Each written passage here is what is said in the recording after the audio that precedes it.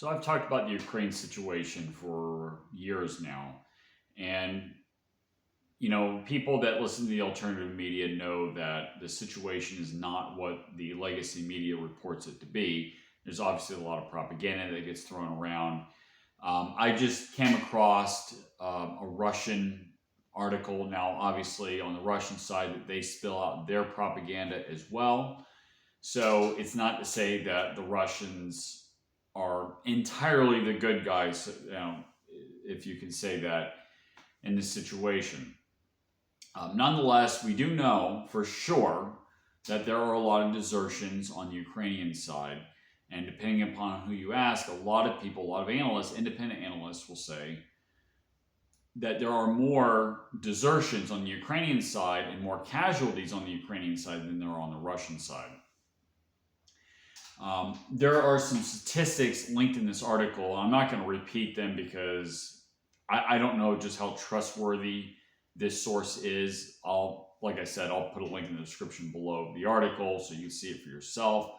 But I'm not gonna repeat the exact wording of this. I'm just assuming it's probably propaganda. Nonetheless, the gist of it, as far as I can tell, is correct based on what other commenters have said, based on what other independent media have said, based on similar to Colonel Macgregor has said. He's a respected member of the U.S. Armed Forces, and he has his sources. Ukraine is not a free country. It's one of the most corrupt countries in Europe. It's either listed as the most corrupt or the second most corrupt country in Europe. It's more authoritarian than Russia is. So the idea that defending Ukraine is defending freedom is obviously nonsense.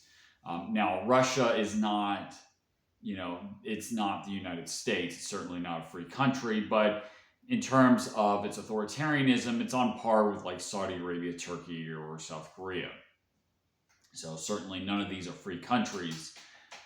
Certainly not like the United States, but nonetheless, Russia is not, is not some authoritative, like North Korea type of, dictatorship as the legacy media tries to make it out to be.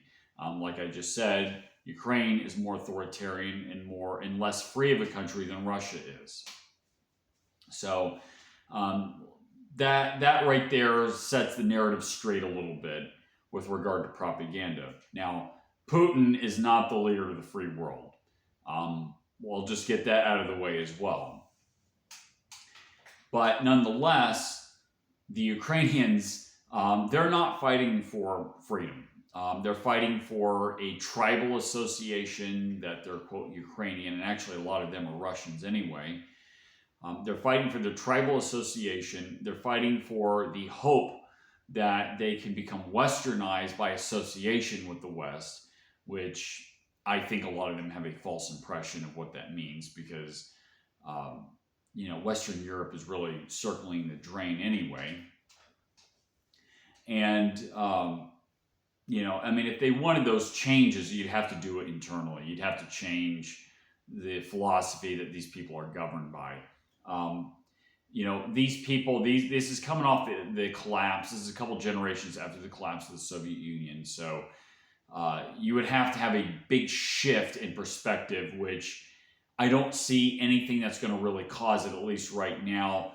And actually, the war has made their situation significantly worse because you have the desertions. A lot of people have left the country.